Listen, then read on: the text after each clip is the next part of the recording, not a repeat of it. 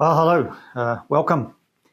It's Phil with you, wanting to talk about a couple of Shepherd Wallen books today, and it's an area or a subject that I neglect a little bit sometimes. It's about farmland, and farmland prices and things. And you will have noticed, and I see plenty of headlines all the time. I see it here: institutional investors plough cash into farmland.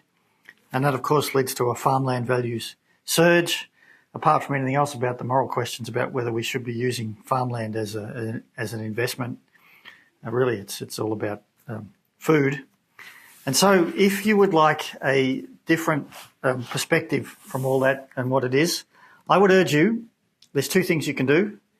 Have a look at Rent Unmasked. It is a fabulous book all about rent. But in particular, in this instance, Chapter 10 is written by Duncan Pickard. Duncan Pickard is a farmer in Scotland. He's just done a podcast for Shepherd Wallen. You can listen to that podcast. I urge you to do so. He tells you in the podcast, and he writes in Chapter 10, how he'd always wanted to be doing farming, how he used the knowledge of Fred Harrison back in 1991, 1992, the 18.6-year cycle, to get into land at the right price. He then shows you what he did.